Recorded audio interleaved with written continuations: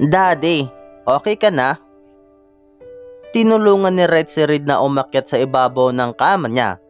Nang makaakyat ito, ay inayos ni Red ang jacket nito na nagusot. Ngayon kasi maaaring ilabas si Red sa ospital. Hinihintay na lang namin ang release order para tuluyan na itong makalabas.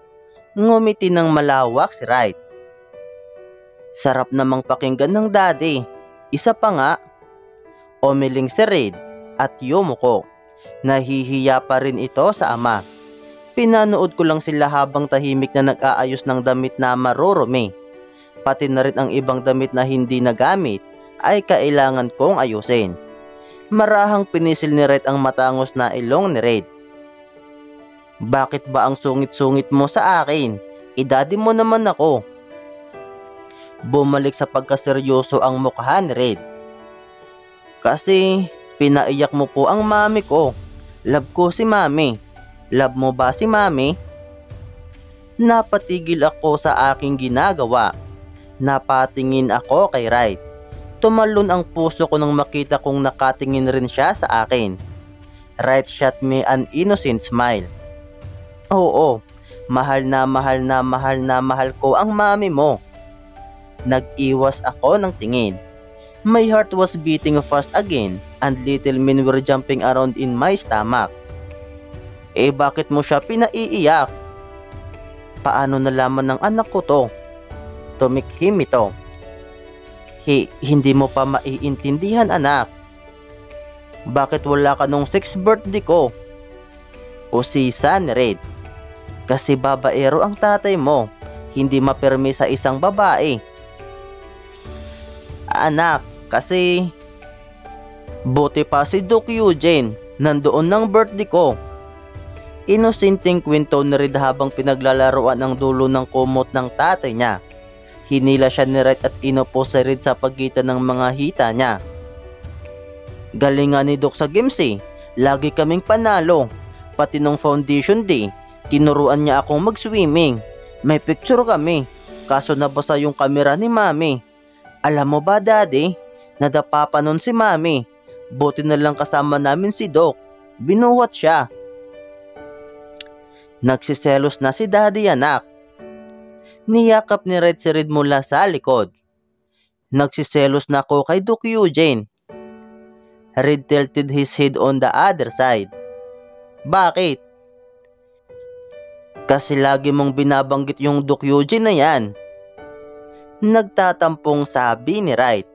Tumingin sa akin si Red. Mami, si daddy inaaway si Doc. Bahala kayong mag-ama ang mag-usap. Iniharap ni Red ang mukha ni Red sa kanya para magtama ang mata nila. Mas mahal mo ba si Doc Eugene kaysa sa akin? Mas mahal ko si mami kaysa sa inyong dalawa. Napangiti ako sa sagot ng anak ko. Ano ka ngayon, Red? Paano kung papipiliin ka kung sino ang gusto mong maging daddy? Ako o si Doc? Oh, ayoko. Umiling ito. Ayoko po nang may kahati kay mami. Gusto ko ako lang ang love niya. Hichakil. Hindi ka mabubuo kung mami mo lang mag-isa. Nanlaki ang mata ko sa sinabi niya. Inosenteng tinitigan lang siya ni Red. Marahang hinahaplos ni Red ang magulong buhok ni Red. Sigurado akong hindi nito naintindihan ang sinabi ng ama. Red, gusto mo bang tumira kay daddy? He glanced at me bago muling ibalik kay Red ang titig. Napag-usapan na rin namin na sa kanila kami dapat tumira. Ayoko sana, pero nagmakaawa sa akin si Red. Kahit naman na galit ako sa kanya, may puso pa rin ako. I'm not like him. I'm not that heartless. Kumunot ang noo ni Red. Madami ba akong kalaro doon? Tumango si Red. Andoon yung pinsan mo. Pwede mo siyang maging kalaro. Magaling ba siyang magpiko? Kasi champion ako doon. Baka umiyak siya kapag natalo ko siya. Red chuckled before he nodded. Pwede pong pag-isipan ko muna. Sagot ni Red. Yes. Bumaba si Reid sa kama ni Wright at tumakbo patungo sa akin. Tinigil ko ang pag-aayos ng damit ng pilit na sumasampa sa kandungan ko si Reid. Mami, gutom na po ako. Hamburger? Tinaliman ko ng tingin si Wright at umiling. Seriously? Papatayin ba niya ang anak ko sa hamburger? Nasaan ang sustansya nun? Umiling si Reid. Coco Crunch. Inabot ni Wright ang phone niya mula sa maliit na lamesa sa tabi ng kanyang kama. Pinindot niya ayon at nilagay sa tinga niya. Hello, Mr. Contreras. Yes, bago ka magpunta dito, bumili ka muna ng Coco Crunch sa convenience store. For my son.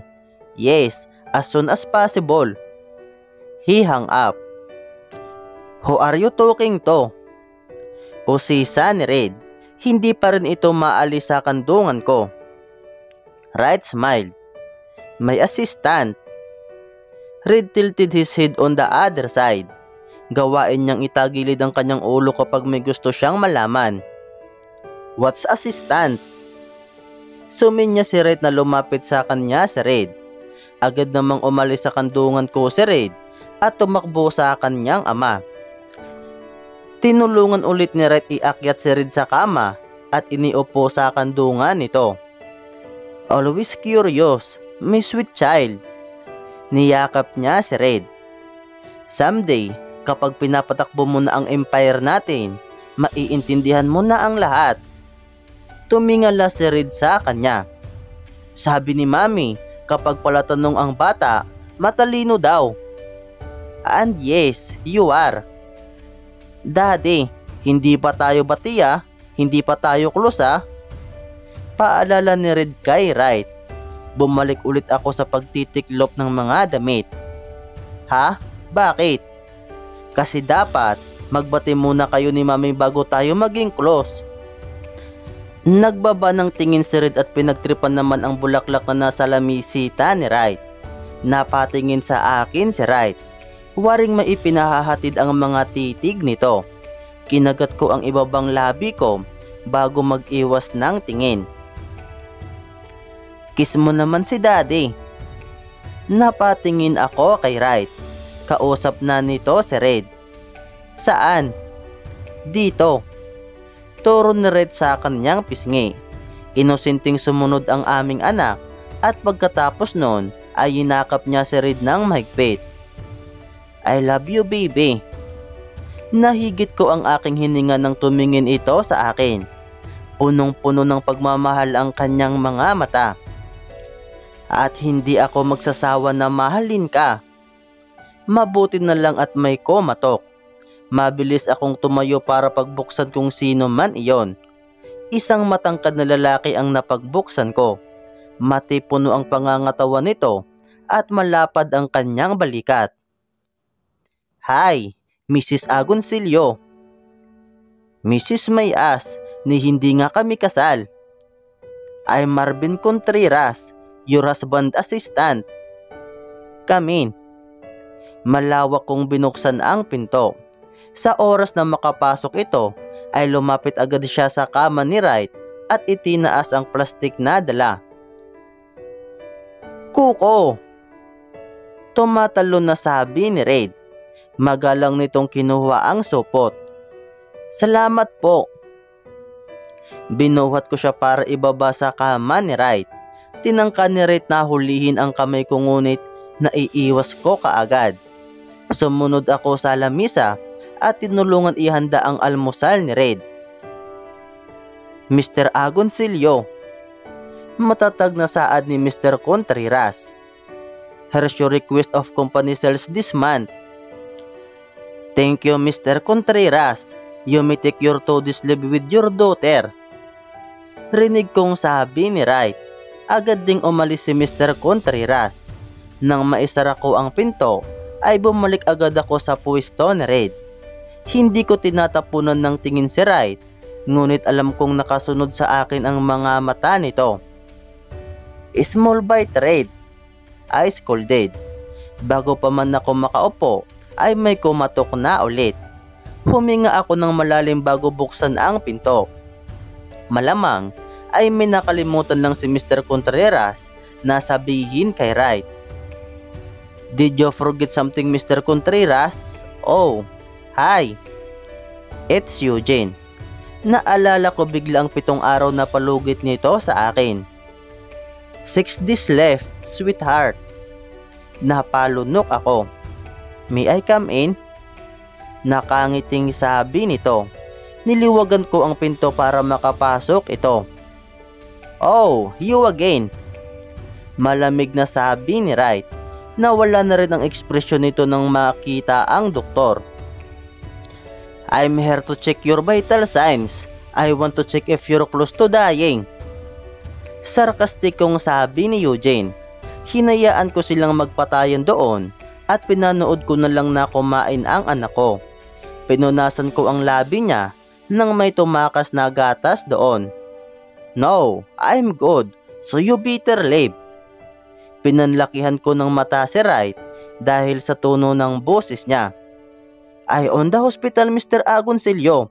May hospital, may rules. Got it?" Namumuo na naman ang tensyon sa kanilang dalawa. At ito pa rin ang anak ko, busy sa kinakain niya. "I'm sorry to say, Mr. Fuertes, but we don't need you here. I already have a mighty beautiful nurse, you see." With that attitude, she might as well leave you, Mr. Agoncillo. Nanigas ako sa sinabi ni Eugene. "Mommy, they're fighting," Reid said. "No, baby. They're growling at each other." Nakangiti kong sabi. Humalakhak si Reid. "Oh, like dogs, bark? I ain't like dogs." Pareho kaming napatingin kay Wright. Tinaasan ko ng kilay si Wright na sinasabing huwag kaming idamay sa tensyon nilang dalawa. Hinuli ko ang pisngi ni Reid at pinagtama ang ilong naming dalawa. "Don't mind them, baby. Let them fight. Eat your food." Inumang sa akin ni Reid ang kutsarang may lamang Coco Crunch. Kinain ko iyon. "Love you, mommy." Malapit nang matapos si Reid sa kinakain niya, pero hindi pa rin nagsasawang magsagutan ang dalawang unggoy. "Daddy, wag mong awayin si Doc." Umalis si Reid sa harap ng lamisa at pumunta sa tabi ng kama ni Wright. Nilagay nito ang magkabilang kamay sa gilid ng bewang. Pasulyap-sulyap ako sa kanila habang nililigpit ang pinagkainan niya. Salamat at nang sabihin iyon ng anak ko ay tumahimik ang mundo. Nadatnan ko si Reid na nakaupo sa ibabaw ng kama ni Wright habang nakayakap naman si Reid sa bewang ni Reid. Hindi nito inaalis ang mga mata kay Eugene. Parang ini-minute ay kukunin ni Eugene si Reid sa kanya. "Doc, laro tayo?" "Pwede namang si Daddy na lang ang kalaro mo, anak." "May sakit ka po, baka mahawa mo po ako." Napasimangot si Wright. "Ano ang gusto mong laruin, Reid?" Matagumpay na ngumiti si Eugene. Parang inaasar pa nito si Wright dahil siya ang gustong kalaro ni Reid. "Surrender, alam mo po bang laruin iyon? Parang hangman lang to." Inabot ni Reid ang papel at lapis na nasa lamisa sa gilid ng kama ni Wright. Ang rules ng larong surrender, may word na kailangan mong hulaan. Magbibigay ka ng isang alpabito para mabuo mo yung word at sa oras na may mabanggit ka na alphabet na wala naman sa word na ipapahula, matatanggal ang bawat litera ng surrender. May 9 na litera ang surrender, ibig sabihin may 9 na buhay ka. Kahit ilan ang manghula pwede. "Alam mo, Reid, champion si Daddy dyan." Nakangising sabi ni Wright kay Reid. Agad namang sumimangot ito nang tingnan si Eugene. "Baka may duty pa si Doc." "Right." Babala ko. Tumaas ang kilay ni Wright at inirapan ako. "Kung sino ang manalo, pwedeng humalik kay Mami," anunsyo ni Reid. I gasp. But baby, ibinibinta ba ako ng anak ko? Game. Sabay na sabi ni Wright at Eugene. Nagsusulat si Reid at hindi nito pansin ang batuhan ng matatalim na tingin ng dalawang lalaki na nakaupo sa gilid nito. Umupo naman ako sa sofa at pinapanood sila. Panimula ni Wright. May 5 guhit sa papel at ang tanging clue ay bagay. Umiling si Reid at inikis ang S. Saad ni Eugene. Inikis ni Reid yung yo. Huwag ka na ngang manghula, mali-mali ka naman eh. Asar na sabi ni Wright kay Eugene. Ikaw rin naman na. Balik naman ni Eugene. Dali na po. Tumatawang sabi ni Reid. Hindi nito batid ang tensyon sa kanyang paligid. Unahang maka 3 points. Dapat kasi vowels muna bago consonant para mas madali sila. Ayoko namang makisali. Dangal ko ang nakasalalay dito. Right. Napasimangot si Reid at isinulat ang I sa pangalawang guhit.